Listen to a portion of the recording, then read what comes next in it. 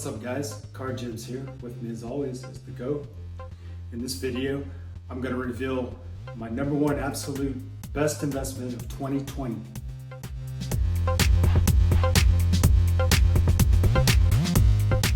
Probably comes as no surprise that my absolute best investment of 2020 was the GOAT. Was this BGS 95 86 Fleer Michael Jordan card. I picked this up in March for $15,000.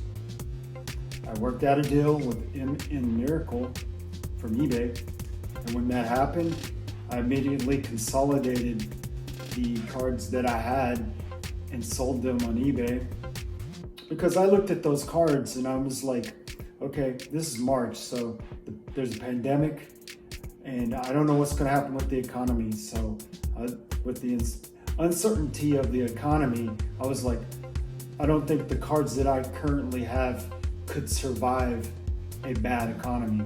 So I consolidated those and I sold them. And I had a beautiful PSA 9 Michael Jordan card that was absolutely flawless. So I took that and with the cash, and I got this card. This beautiful 86 Fleer Michael Jordan card. This card, guys, it's absolutely gorgeous. It's well centered, has a 9 on the surface, but the surface isn't too bad. It's absolutely beautiful card. I couldn't be happier with this card.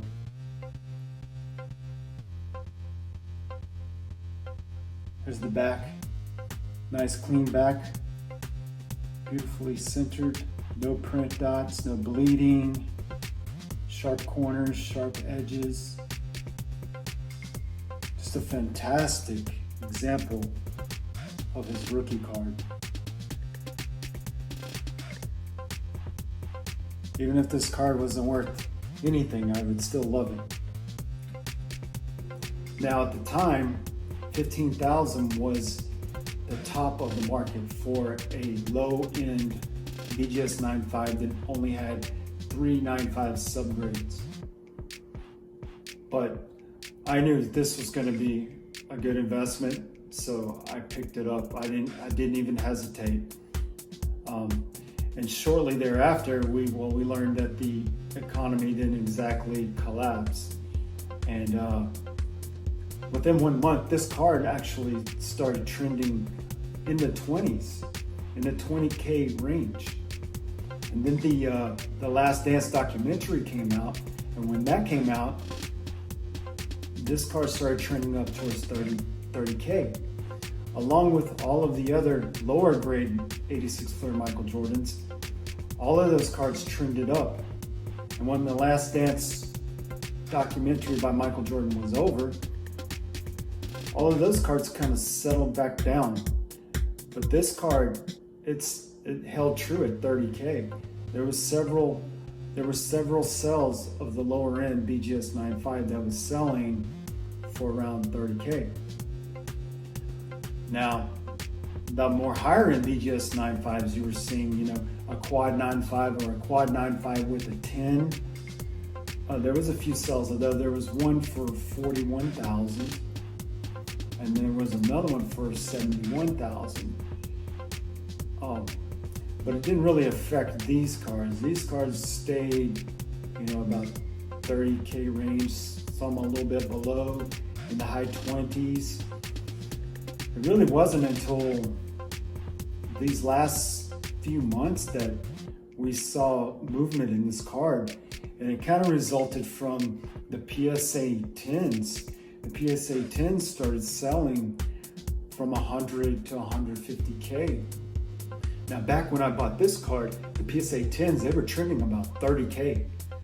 And I wish I could have bought one, but it was just outside of my range, outside of my income level. But I absolutely would have bought one of those. But I did get this one, and I feel very fortunate to have this card.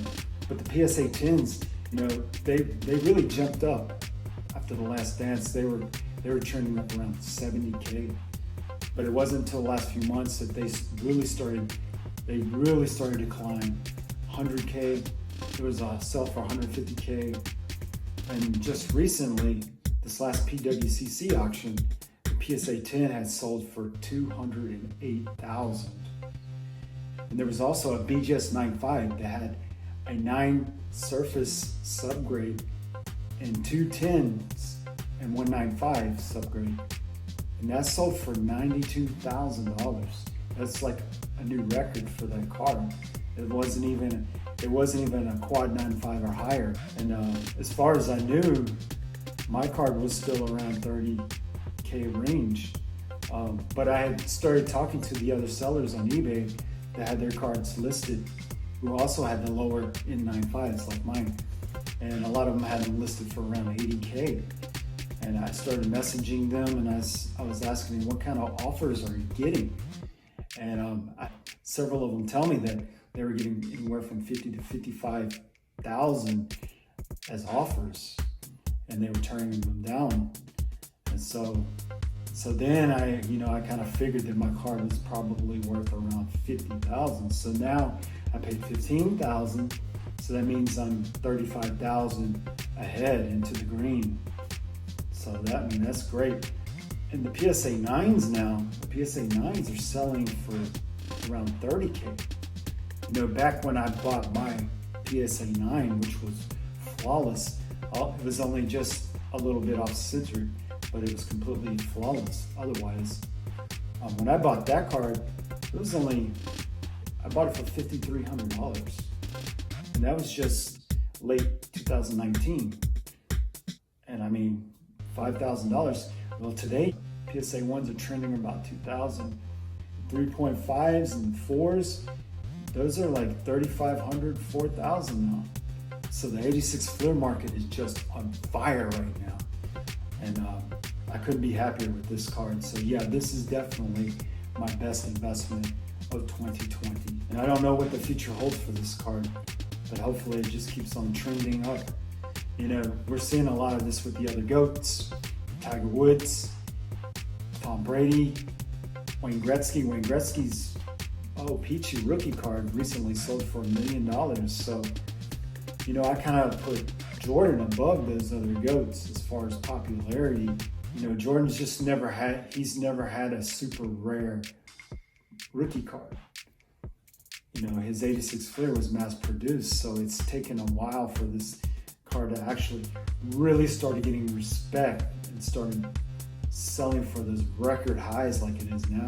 And I mean, thank God that, the grading companies exist, because, PSA and SGC and BGS, grading this card, grading it in a pristine 10 or PSA 10, or BGS 9.5 just created scarcity with this card, because before that there was no scarcity at all, really. So because of those guys, because of those grading companies, we can now have a Michael Jordan rookie card that is a rare commodity and a valuable commodity. So another Michael Jordan card that I picked up was this 85-86 star card. I picked this one up for about $3,000, and it's just been kind of flat. It hasn't really taken off. There's a bunch of them on eBay right now you can buy. So this is a quad 9.5, so it's more of a higher end BGS 9.5. So I have high hopes for it, but as of right now, it's just been flat. I don't know what's going to happen with this card, but I have a lot of faith in this card. I really do. I really believe in this card, and I'm going to hold it. Because it's an early Jordan card. It's an early Jordan card. And I think it has a population of around 189 or something like that. So, I mean, it's a very low pop. So it's only just a matter of time before these early Jordan cards start taking off. Maybe at the end of 2021, I'll be talking about how this was a great investment. So yeah, if you enjoyed this video, go ahead and give it a like. And if you haven't subscribed, please subscribe, and I'll see you in the next video.